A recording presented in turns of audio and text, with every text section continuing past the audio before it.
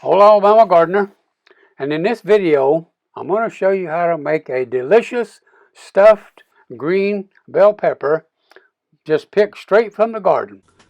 Now folks, I'm making this video to encourage you to get started growing peppers. Now some people call them sweet peppers, others may call them bell peppers. I just call them a plain old green pepper.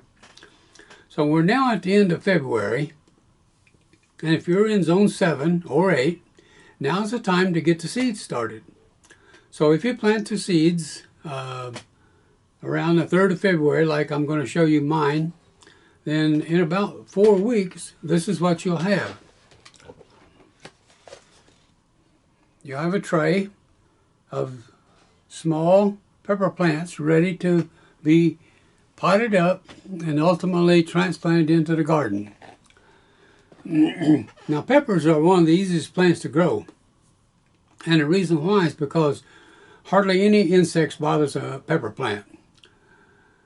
So in this video I'm going to give you two things. I'm going to show you how I make a delicious recipe stuffed peppers, green bell peppers, and then also at the end of the video I'm going to show you some links to my other videos of how I grow peppers like the ones you're going to see. Now you know I do truly appreciate you watching my videos, and if you haven't already, I invite you to subscribe and click the little bell icon next to the subscribe button so that you will be notified when I upload more videos. So here we see the small pepper seedlings, and they're about 4 weeks old. Then the next step is to pot them up. That's going to be about at 8 weeks. Then probably about 10 maybe 12 weeks we're ready to set them in the garden. And then finally, after about 100 days from when you start the seeds, you'll have peppers like this ready to pick. But as I said, this video is about cooking, not about growing green bell peppers. At the end of the video I'll give you some links that'll take you to videos of that. So here's my peppers at about 100 to 110 days. And I'm looking for something to pick in order to make our recipe. Now that's a nice pepper, straight from the garden.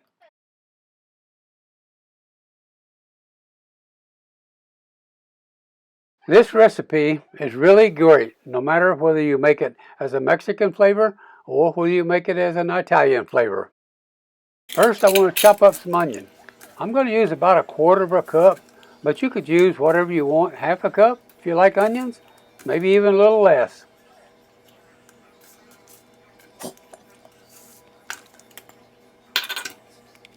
Now you want to cook the onions until they're kind of translucent. You can cook them almost done, but they don't have to be overly done. Now we're going to chop up a little bit of cabbage, not a whole lot, maybe 1/2 cup, just to give it some other flavors. Remove the onion when it gets translucent. Put in the cabbage. Stir that around a little bit until the cabbage begins to wilt and kind of starts to cook.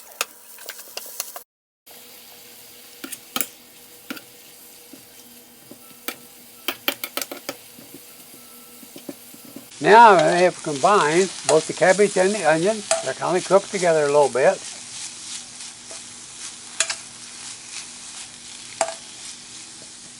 I'm going to now brown about maybe 1/2 to 3/4 pound of ground beef. You can use less if you want to. I do make my own homemade taco seasoning, but right now I'm out, so I use what I bought at the store. I'm putting in about 1.5 tablespoons. That's one of them things you can put in as much as little as you particularly like.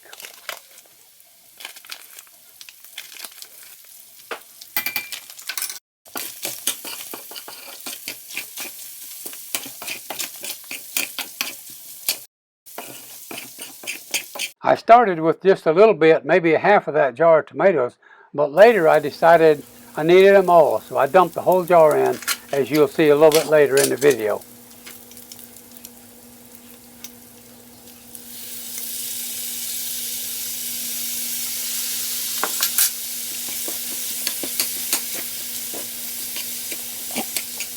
And I didn't have any of my homemade salsa, so I used the store-bought salsa to give a little more flavor.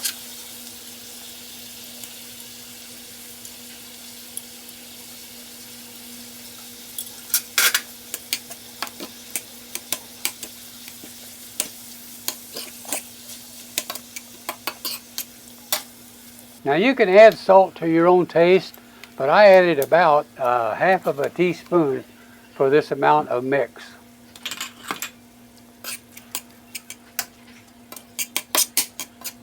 Now I'm adding a half a teaspoon of garlic powder,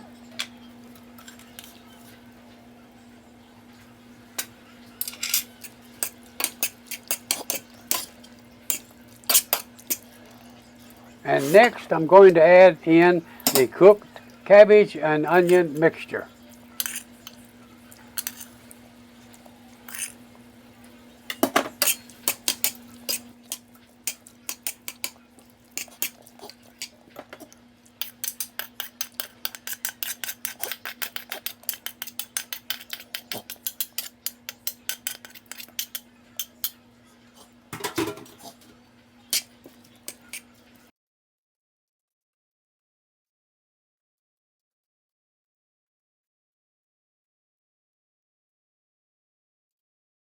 Now I knew that it was going to need more tomatoes, so I've added more tomatoes into it. And I think it looks better, and it certainly tasted better. Now here I have split 2 green bell peppers lengthwise and cleaned out the seeds and the membranes in there to create the cavities for the mixture. And I filled each one of them pretty full, gave each one of them some of the liquid that was in the pan, and got it ready to go in the oven.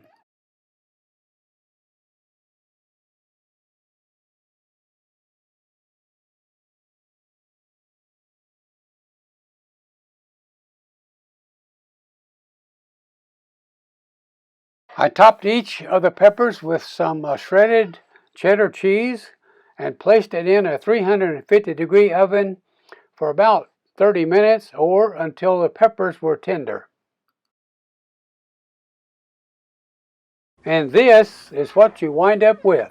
It's a good looking dish, got a great flavor, and really, really delicious.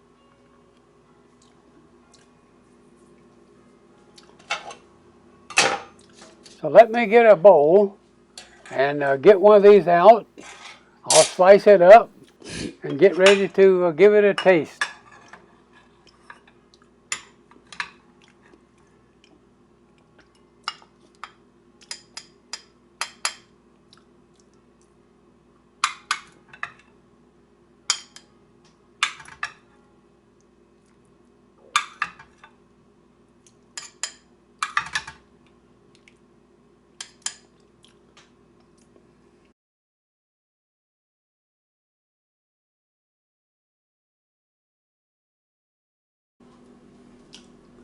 Alright, so here we are. Got a nice little chunk of green pepper on it. Got some of the meat salts mixture. Let's give it a try.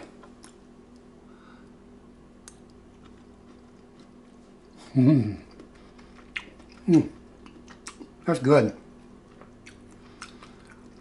The meat sauce mixture, pretty much a Mexican flavor, and the green pepper, it gives it just a little bit of a different flavor. Good flavor. Have another little bite here.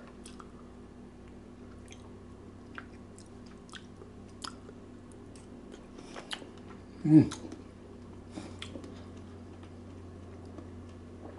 know how good it is when it makes you want to dance. That's good. So, what's next? Well, I wish I could share this with you. Wish I could give you that bite there so you could know how good it is. I'll put the recipe in the I'll put the recipe down below in the description box so you can make it yourself. One more bite.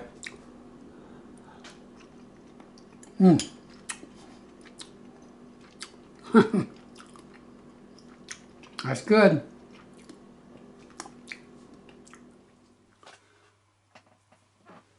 Now what I'm going to show you next is called end screens, and they're basically little thumbnails of some of my videos. So what you can do is you can click on one of them and it will take you to that video. So these videos are going to be about how I grow green bell peppers.